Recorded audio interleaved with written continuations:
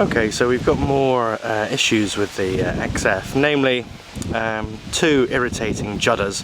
There's one that's very slight, it's about 57 miles an hour, and that's going to be something to do with the front wheels. Either the wheels are out of balance, or they're bent, or there's a defect with the tyre.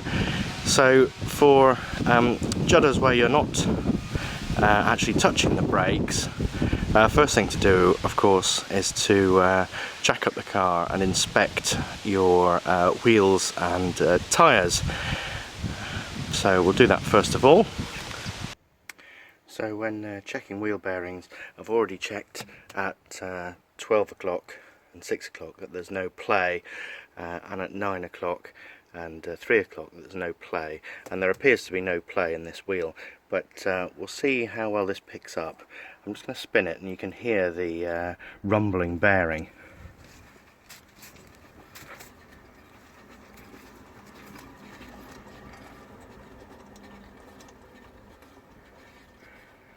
You hear that low rumble. Doesn't sound good, and so this bearing has failed. So we're going to get to changing that out. I just got this, not a particularly well-known make, but it was seemed reasonable in terms of quality and was a lot cheaper than the Jaguar OEM one. This is it, with the ABS sensor on it. Comes as one unit and slots into the car essentially around here, and these bolts with a bit of thread lock on them go in the back like so, and the wheel, well, the disc and then the wheel go on here. These front bearings are the same for the S-Type and the XF, so you don't need to pay a premium for the XF wheel bearing. This is actually marked on the box as for an S-Type, but they're all the same as long as you've got the ABS sensor and it's a 5 stud. There shouldn't be any confusion with these. This one was a bargain. It was £46 including delivery.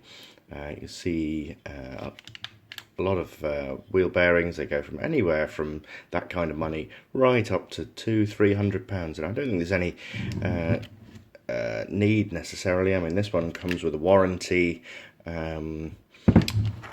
so if there's a problem with it, you know, I'll just get a replacement. But the action on this is very nice, all smooth and silent, compared with the one that's actually on the car. So this is the front caliper. This is the XFS model, so it might have slightly larger brakes than on your car. This is the front near side in England. So you've got the sensor wire, and this is hooked under the bleed nipple here. So you just pop the bleed nipple cover off. If you look at it, I don't know if you can see that, there's a little black plastic or rubber area there. This keeps the cable away from the bleed nipple itself, so that the when the thing is together, you see the cable will go through that hole. So make sure it goes back in the right place. Pop the cover back on to stop debris getting in. And then literally follow the wire along. It will just come out of the covers quite, these little clips, relatively easily. And then this goes up to the junction box here. Just pop that apart and you're done.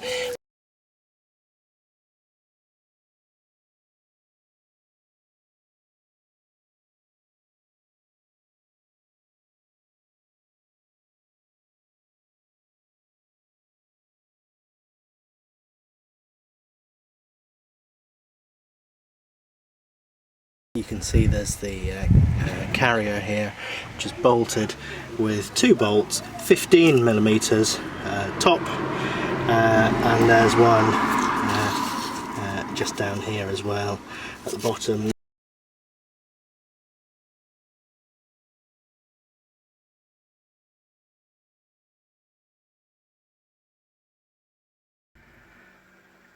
So this is the removed caliper and brake pad assembly.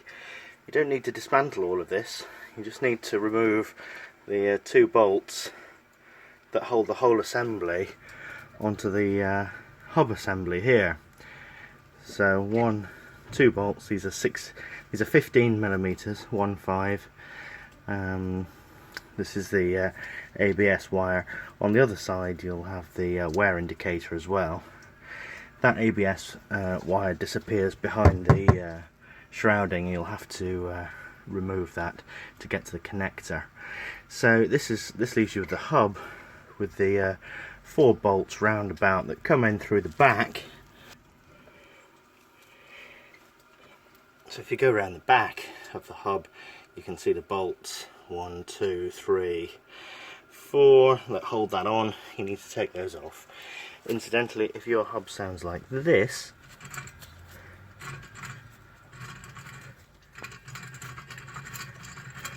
that is not good and your bearings are shot. So if you're at this stage changing your discs and the hub sounds like that, get rid of it before you reassemble everything, otherwise you're going to have to do it in short order. So as you can see, this is some considerable time later in that it's dark. This is what you're left with when you eventually get the hub off. This is the hub. Probably still, you can see it there. Essentially the hub is made of steel and this upright is aluminium. The dissimilar metals, as you can see around here, corrode significantly and the two basically fuse themselves together. To get this thing off, I needed a blowtorch, which I applied to the aluminium surround. Just left it there for probably 10 minutes. This heat shield underneath here, or the cover for the protective cover for the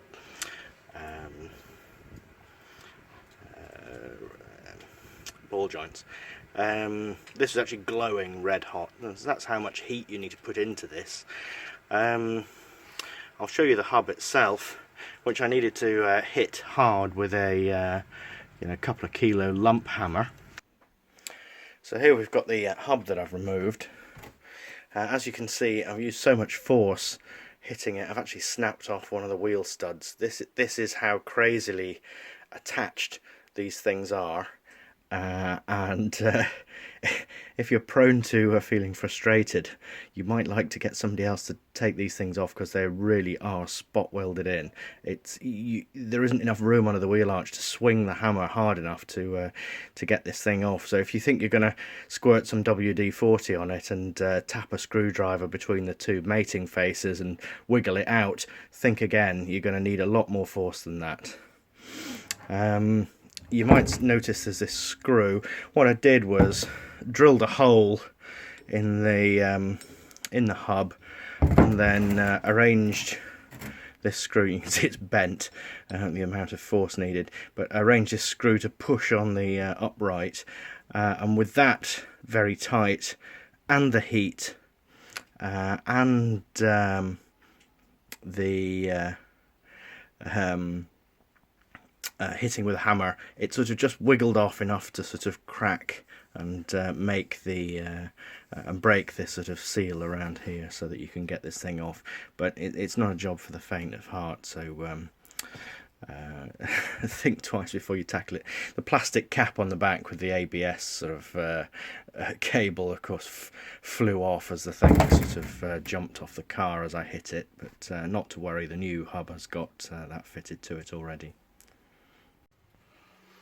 So once you've cleaned up the upright, it'll look like this, all perfectly clean around here. Worth putting some copper slip on there, some anti-seize, might make a difference when you come to replace it next. And the refitting of this is just basically the reversal of what you did to take it off.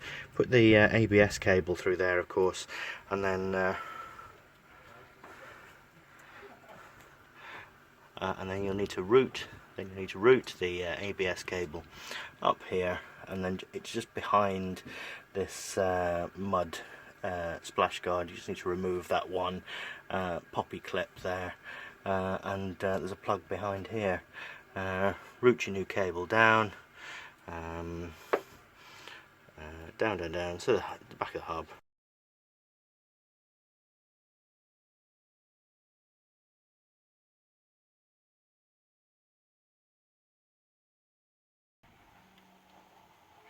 So this is the new hub just being offered up into place.